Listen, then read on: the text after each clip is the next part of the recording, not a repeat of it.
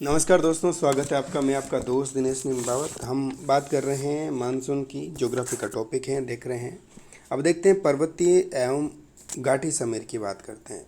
पर्वतीय एवं घाटी समीर, ठीक है।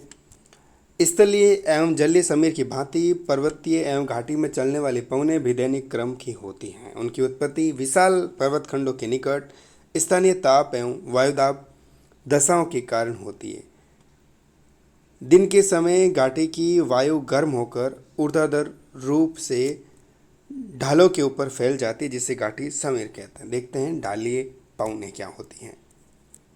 दिन के समय धरातल पर दो प्रकार की पवनें बहती है, तापजन्य ऊर्ध्व ढाल पवन तथा घाटी पवन, ठीक है। दिन के समय घाटियों के ढाल तीव्र गर्म हो जाते हैं। देखिएगा, घाटियों के जो ढाल होते हैं ये वाले, जैसे ये ढाल इस तरीके का, ये जो ढाल होगा क्योंकि प्रकाश यहाँ पड़ेगा सूर्य का प्रकाश इन पे पड़ता है, तो ये ढाल जो होता है शीघ्र गर्म हो जाता है, ठीक है ना।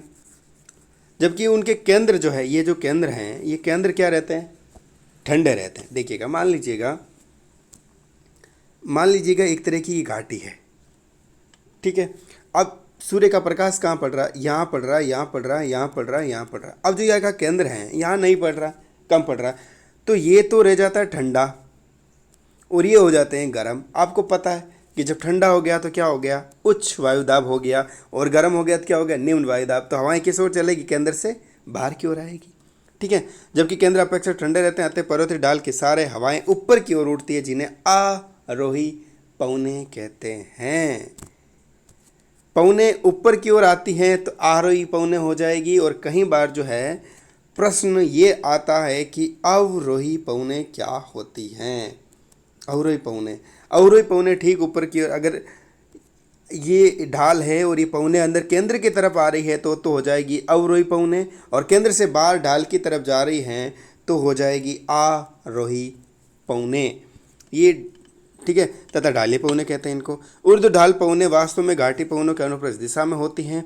ये सूर्योदय से दोपहर तक चलती हैं। उत्तरी गोलार्ध में पर्वतों के दक्षिणी ढाल अधिक जो है सूर्यताप प्राप्त करते हैं, अतः वहाँ सबसे अधिक ढालीय हवाएं चलती हैं।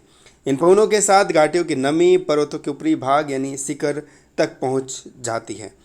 फलतः पर्वतीय खंड की दृश्यता विजिबिलिटी कम हो जाती है। शिखरों पर कपासी मेघ छा जाते हैं तथा दोपहर बाद क्या हो जाती है, बारिश हो जाती है। रात्रि के समय पर्वतों की ठंडी तथा भारी पवन पर्वतीय ढालों के नीचे उतरकर संपूर्ण घाटी तथा द्रोणी को घेर लेती हैं। ये उतरती हवाएं क्या कहलाती है, अवरोही कहलाती है, ठीक है। इनकी उत्पत्ति गुरुत्व मूलक होती है और रात्रि में विकिरण के कारण पर्वत शिखरों के तापमान बहुत गिर जाते हैं। इनके संपर्क में आने वाली वायु ठंडी व भारी हो जाती है, इसलिए ये झील से नीचे की ओर बहती है, ठीक है। देखिए, तथा घाटियों के तापमानों को भी गिरा देती हैं। इनसे घाटियों में पाला तथा घना तुषार पैदा हो जाता है। पर्वतीय एवं घाटीय पवनों की बात करें तो ये घाटियों के अक्षों में अनुदैर्ध्य दिशा में बहने वाली पवनें। दिन के समय घाटी की वायु गर्म होकर पर्वतों की ओर घाटी के समानांतर ऊपर की ओर उठती है। रात्रि के समय पर्वतों की ओर से ठंडी व भारी वायु घाटी में नीचे की ओर बहती है। इस प्रकार दिन में घाटी पवन एवं रात्रि में पर्वतीय पवन चलती हैं।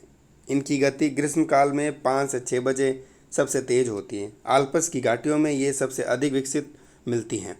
दिन के 9 से 10 बजे से सायंकाल तक ऊर्ध्व घाटी पवनें तथा सूर्यास्त से प्रातःकाल तक अनुप्रवण घाटी पवन तथा पर्वतीय पवनें जो है चलती हैं।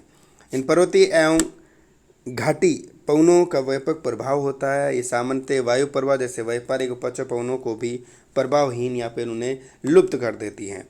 कभी कभी पर्वतीय पवनें मैदानों में दूर तक जाती है, जिनसे रात्रि में कठोर शीत एवं पाला पड़ता है।